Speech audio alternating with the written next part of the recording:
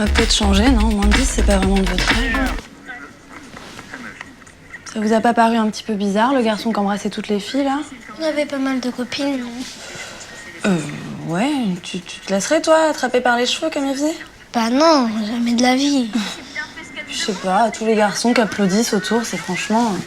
au secours. Les images choquantes, on doit les éviter, sinon il faut en parler. Pourquoi, à ton Face aux avis? écrans, soyons vigilants. grave. Retrouvez-nous sur jeunepublic.csa.fr.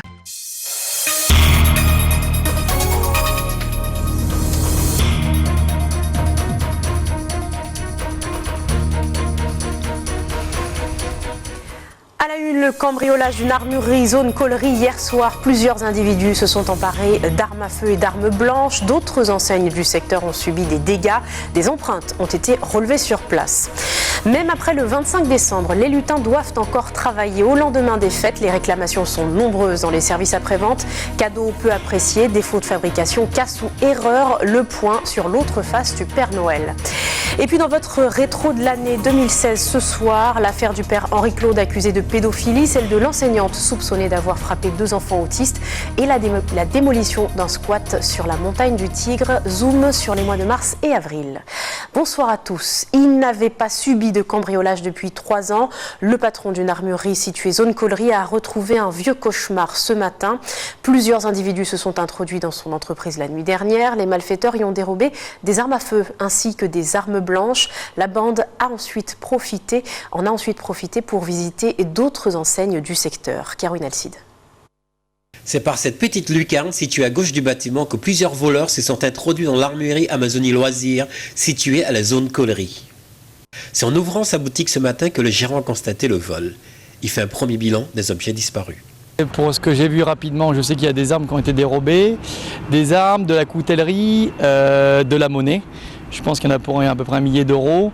Et après, je pense quelques lampes frontales aussi. Des carabines et j'ai vu qu'il manquait des pistolets factices. Depuis 3 ans, les vols avaient cessé dans cette armurerie située dans une zone commerciale. En plus de lourds investissements, le gérant avait trouvé une parade jusqu'alors infaillible. C'est surtout que je ne stocke plus rien au magasin.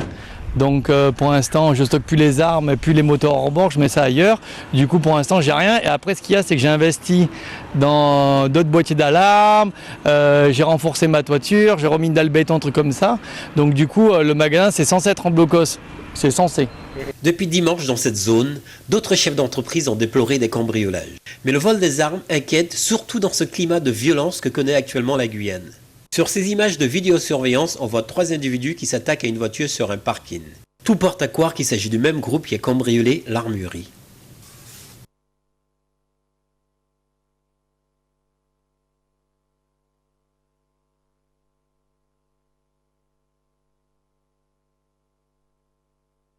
A quitté les lieux. Une opération coup de poing pour tenter d'ébranler la direction dans sa posture de refus des négociations. C'est en tout cas ce qu'il nous explique au micro de Caroline Alcide. Une opération coup de poing et qui va perdurer en fait parce que là, trop c'est trop. On dit sur les zones que la direction est en contact avec moi, en négociation, et c'est faux. Mais par contre, on envoie un CDD. Au lieu de s'asseoir autour d'une table pour négocier, pour qu'on puisse ouvrir l'agence après, eh bien, on envoie un CDD à l'agence de Rémire pour ouvrir l'agence. Donc, en jeu, on veut voir pourrir le mouvement. Et nous savons que le droit est pour nous, mais encore faut-il avoir des chefs, des responsables qui ne sont pas des responsables voyous. Ils utilisent un CDD pour pouvoir ouvrir l'agence de Rémire. Et l'article qui est ici en ma possession, et dit bien qu'il est interdit de conclure un contrat pour remplacer un salarié dans le contrat de travail suspendu. C'est l'article L 1242-6 et ça, c'est le droit, monsieur. On ne peut pas essayer de casser une grève avec des CDD. Et c'est pour ça que nous sommes venus ici et que demain, on sera là. L'agence sera fermée. Alors, monsieur le directeur local a l'habitude d'aller chercher les gendarmes pour nous, comme si nous sommes des djihadistes, eh bien, il aura l'occasion. Demain, je vais voir les gendarmes. Les gendarmes, il a l'habitude, donc il n'a qu'à appeler les gendarmes. Elle avait annoncé début octobre, c'est désormais officiel. Marie-Laure Phinera-Horth abandonne son siège de membre de l'opposition à la collectivité territoriale. Elle a remis sa lettre de démission aujourd'hui. Nous y reviendrons dans une prochaine édition. Retour à présent sur cette signature de convention entre la Guyane et le Suriname à Paramaribo jeudi dernier. Un partenariat a été conclu entre les ports de Saint-Laurent-du-Maroni et d'Albina. La deuxième phase d'un grand projet d'aménagement portuaire des deux côtés du fleuve. Elsa Gonzalez était sur place. Reportage. Cette signature s'inscrit dans le programme de coopération Interreg Amazonie.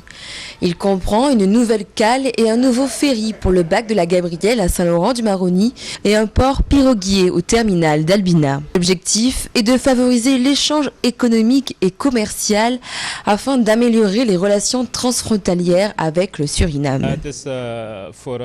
Oui, évidemment, c'est très important pour nous parce qu'on remarque qu'il y a beaucoup de touristes qui viennent de la Guyane et c'est un des revenus, en fait, c'est une des sources de revenus pour le Suriname. Porté par la CCOG, ce projet ambitieux se décline en 2 étapes. Débuté il y a plus de 5 ans, la signature d'aujourd'hui marque le lancement de la deuxième phase. Alors, la phase 1 a été la création de la zone de stockage sur le bac international. Donc c'est une préparation en amont avant de créer la nouvelle cale. Et en association, on a aussi financé une partie du projet de la nouvelle cale du bac côté Albina. En partenariat avec la CTG, ce projet est financé en partie par Fonds européen de développement économique et régional. Le début des travaux de la deuxième étape sont prévus janvier 2017 pour une livraison en octobre de la même année. C'est une tradition des lendemains de Noël. Les services après-vente des magasins font face à quelques retours ou réclamations, des jouets auxquels il manque des pièces, une erreur du Père Noël qui aurait apporté 2 fois le même cadeau ou encore un robot qui refuse d'obéir. Pas toujours évident pour les lutins du Père Noël, mais ils se sont appliqués à satisfaire les demandes dans les plus brefs délais. Exemple en Martinique avec Louis Sabas. Retour au magasin pour Brigitte. Bien, je cherche une chemise, sûrement du rose, parce que la personne le mérite bien. Elle vient échanger des articles qu'elle a offerts pour Noël, une démarche qu'il allait sa mère et dont elle se serait bien passée. Pour un, c'était la couleur qui ne convenait pas, le blanc, trop salissant, et texto, c'est ce qui m'a été dit. Et l'autre, c'était la taille, sans que la personne l'ait essayé, ça c'était très fort. Belle maîtrise de la marque de vêtements. Les chemises destinées à ses proches sont remplacées sans problème. Merci d'avoir pu faire l'échange. Ok, à bientôt. Le retour des cadeaux, une chose habituelle, notamment ce qui concerne les jouets. Ici, le service après-vente a été monté à l'extérieur du magasin pour l'occasion. C'est tout petit quoi. C'est pas tout, c'est pas propre. Ce drone n'a pas fonctionné une fois sorti de son emballage. Après quelques manipulations du technicien, il finit par prendre son envol pour le plus grand plaisir de ses clients. Quand je croyais qu'il ne marchait pas, j'étais triste. Maintenant, je me sens content. Je pourrais le faire voler partout. Je pensais ne pas trouver le jouet vu la Noël qui est déjà pratiquement passée, donc il ne reste plus de jouets. Bonjour, je suis venu remettre échanger le jouet. Le retour de cadeaux réellement défectueux serait de plus en plus rare. La plupart des jouets pris en charge ce matin font l'objet d'une mauvaise mise en fonction dans les familles, notamment en ce qui concerne les objets télécommandés. Avant, on mettait les piles et hop, ça fonctionne. Mais maintenant, avec les nouvelles technologies, Internet, etc., donc il y a toujours une connexion à faire. Nous avons de nouvelles technologies sous les jouets, de l'objet à la télécommande, et que forcément le parent ne sait pas faire. Je pense que c'est un produit défectueux, mais non. Si le jouet ne fonctionne pas, le client peut bénéficier d'avoirs sur d'autres produits. Quant aux jouets cassés, ce magasin tentera une rapide réparation, quand c'est possible, avant de les offrir aux œuvres de charité. Mais il existe aussi un business autour du retour des cadeaux de Noël.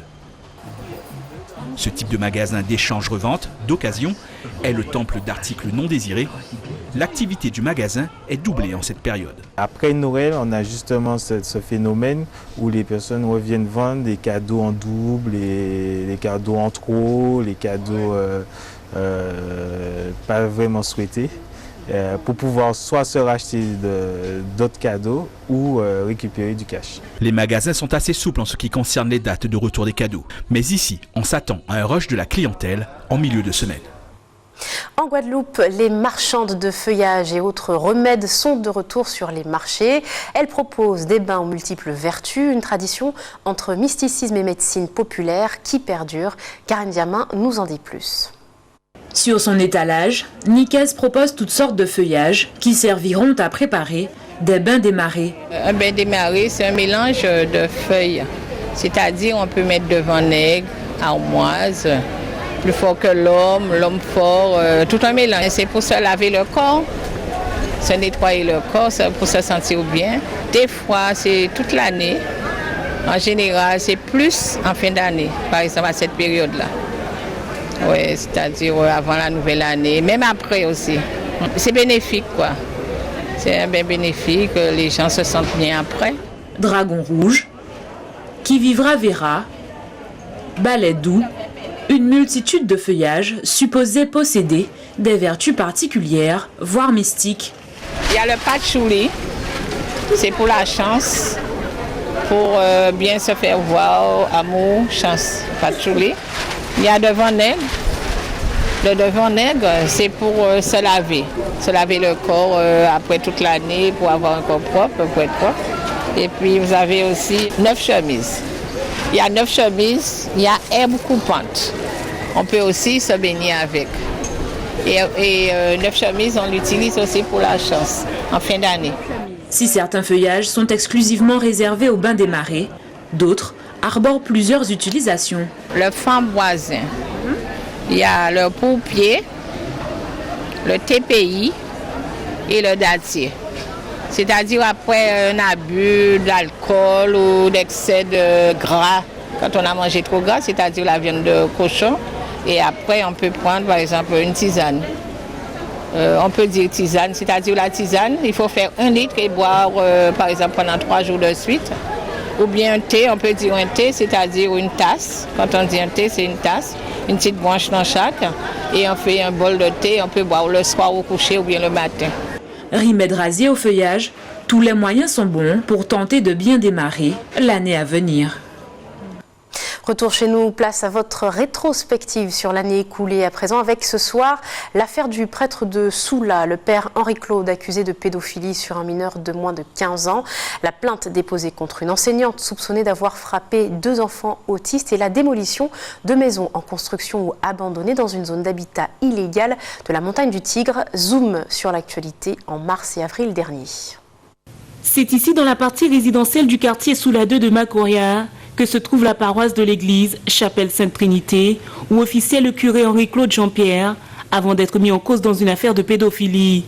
Le prêtre âgé de 65 ans est soupçonné d'attouchement sexuel sur un mineur de 13 ans. La nouvelle en a surpris plus d'un. Ça m'a choqué en fait quand j'ai vu ça sur le net, j'ai dit c'est pas possible. Et puis moi je disais pour mes enfants par contre, je leur laisse jamais aller seul à l'église. Je préfère accompagner mes enfants. Je pense que c'est pas normal quand même. Elle vient d'un plaide comme ça et puis pour moi c'est dangereux quoi. C'est dangereux parce que lui il s'approche de tous les enfants. C'est un mec qui va à l'église. Tous les enfants vont à l'église. Pour moi c'est déjà en prison. C'est choquant ça, c'est pas bon. Franchement ça, c'est un délire ça. C'est surtout sur un enfant. Les fidèles n'y croient pas vraiment, ils hésitent entre exaspération et colère. Pourtant, les faits ont été signalés par l'évêque. J'ai peur un peu de confiance, mais je ne vais pas décourager, je les envoie quand même. Parce qu'on est un peu croyant, il ne faut pas croire aussi, la personne a fait ses bêtises, il assume et puis voilà, on passe. Non, je ne perds pas la confiance en l'église. Ça peut arriver n'importe où maintenant. Dans un truc de métropole, on entend partout, mais ça peut arriver ici, partout. Les affaires de pédophilie gangrènent l'église catholique depuis des décennies. La Guyane se pensait à l'abri. Déféré devant le parquet de Cayenne hier matin, le prêtre n'a pas reconnu totalement les faits. Il ressort libre de sa garde à vue. Il est placé sous contrôle judiciaire et est convoqué devant le tribunal correctionnel de Cayenne le 17 mai prochain. Poursuivi pour agression sexuelle commise sur mineurs de moins de 15 ans. De la consternation, voilà le sentiment de ces parents d'élèves autistes scolarisés à l'école Gaëtan Hermine, après que la police les ait convoqués il y a quelques jours pour leur présenter une vidéo choquante. Jeudi, j'ai été contactée par les services de police afin de m'y rendre avec mon fils, qui m'ont montré justement une vidéo avec mon enfant maltraité par une AVSI de sa classe. Quel a été votre sentiment à ce moment-là? Quelle a été votre réaction? Impuissance, colère. Bien évidemment, j'étais choquée, mais plus de l'impuissance puisque on se sent très mal de n'avoir pas vu la souffrance de l'enfant, l'amener justement où il se faisait maltraiter et ne pouvoir rien faire. Au-delà de la colère et de l'indignation, c'est le ras-le-bol qui l'emporte. Le ras-le-bol de constater que leurs enfants ne sont pas correctement encadrés. On a toutes ces questions-là en suspens. Comment des AVS, des enseignantes qui ne sont pas formées pour ce genre de choses puissent être recrutées pour des classes spécialisées, d'accord? Et comment des chefs d'établissement dans lesquels on place des enfants peut savoir qu'on maltraite ces enfants-là et qu'elles ne disent rien. Alors déjà, les enfants qui n'ont pas de problème, le rectorat s'en fiche complètement. Et les enfants qui ont des lourds problèmes, ils ne recrutent pas de gens spécialisés. Ils mettent n'importe qui dans ces classes, que ce soit au niveau des AVSI ou au niveau des enseignantes. Du côté du rectorat, on assure que l'on ne fait pas preuve de langue de bois dans cette affaire. S'il y a une irrégularité quelconque de constater par quelqu'un, cette personne peut le signaler, cela peut être vérifié par nos services dans le cadre de l'enquête administrative ou par la justice si on rentre dans le cadre judiciaire, c'est-à-dire de l'infraction, du délit, voire pire, dans un autre cas, du crime. Mais il faut vraiment faire la part des choses. Je ne commande pas l'actualité sur des vidéos, sur des SMS, sur des choses qui sont rapportées et qui se manipulent très facilement. L'enquête préliminaire qui fait suite au dépôt de plainte de 2 familles déterminera si l'enseignante et son assistante sont susceptibles d'être condamnées à 3 ans de prison et 45 000 € d'amende. On commence avec l'opération de lutte contre l'habitat instantané menée par la préfecture et les forces de l'ordre à Remire-Montjoly ce matin. Une quinzaine de maisons en construction ou inhabitées sur un flanc de la montagne du Tigre ont été détruites. Elles sont d'ailleurs situées en zone rouge selon le plan de prévention des risques. Le propriétaire, quant à lui, le propriétaire du terrain, attend une décision de justice avant de lancer une procédure d'expulsion des familles. On écoute les précisions du directeur de cabinet du préfet. On est sur la montagne du Tigre aujourd'hui avec un chantier illégal qui est en pleine construction, qui est en pleine expansion, dans lequel on n'a pas de personnes pour l'instant qui habitent. Donc aujourd'hui c'est détruire ce chantier-là parce qu'on est en zone rouge du PPR et que les services, Cabassou avec la catastrophe, avec le nombre de morts qu'il y a eu. Ici, de manière illégale, des gens arrachent les arbres, font du terrassement illégal et se mettent en danger. Donc on va détruire ce chantier illégal. On ne touche à aucune habitation qui est où il y a des gens à l'intérieur, puisqu'il faut une décision de justice pour ce faire. Ça sera dans un second temps, on verra avec le propriétaire qui a lancé une procédure judiciaire pour évacuer la zone, comme pour Terca. Mais aujourd'hui, on n'est pas du tout dans cette thématique-là. On est sur la destruction du chantier qui n'est pas habité pour pouvoir dire stop. On ne veut pas revivre Cabassou et il faut protéger ce mont-là qui est en zone rouge du PPR, du plan de prévention des risques naturels, avec un aléa fort qui est les glissements de terrain et coulées de boue. Aujourd'hui, nous, évidemment, on souhaite sensibiliser la population, c'est-à-dire qu'on allait voir la population, on les a rencontrés à plusieurs reprises, depuis plusieurs semaines avec notamment la police municipale et la gendarmerie pour leur expliquer le véritable danger et le fait qu'ils devaient partir. Et donc on les a encore rencontrés tout à l'heure et la population doit partir. À quelques jours de la Saint-Sylvestre, les Hmongs du village Javoué à Mana rejoignent déjà 2017. Ils ont entamé hier une semaine de festivités pour marquer le nouvel an Hmong. Au programme, de nombreuses activités traditionnelles et des invités venus de tout le territoire. Elsa Gonzalez a suivi la 2e journée de fête. Regardez. Originaires du Laos, les Hmongs représentent 5% de la population en Guyane. De Cacao à Javoué, tous les Hmongs du territoire sont invités à participer à cette semaine de célébration. Très attendue de la population, les femmes revêtent leurs plus beaux vêtements de cérémonie, une façon d'assumer leur culture. Dans toute l'année, les Hmongs travaillent très dur pour attendre ce jour. Donc c'est très important de remettre nos habits Hmongs pour montrer aux autres qu'on est Hmong.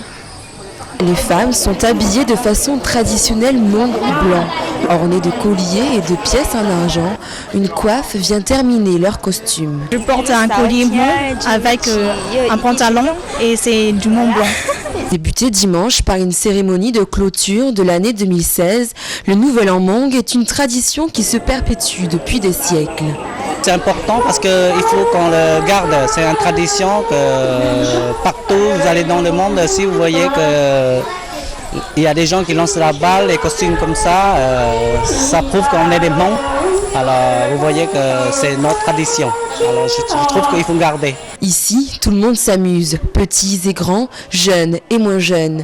Un des jeux coutumiers de ces festivités est le jeu de balle. Alignés face à face, les joueurs se renvoient la balle.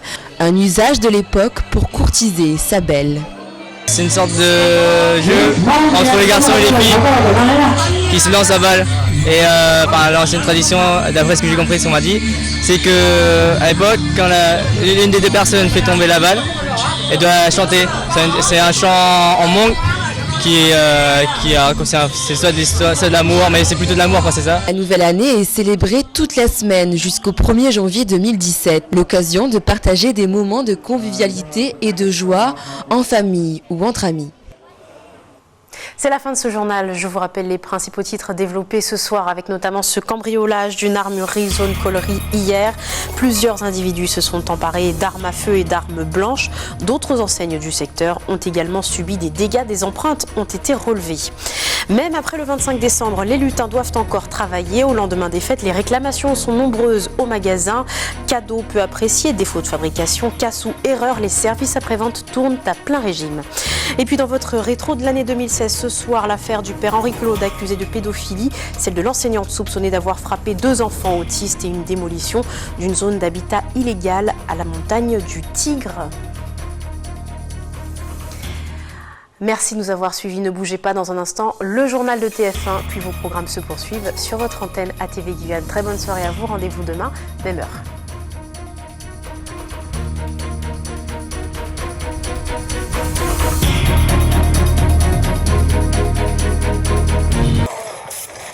Bon allez, pas chasser.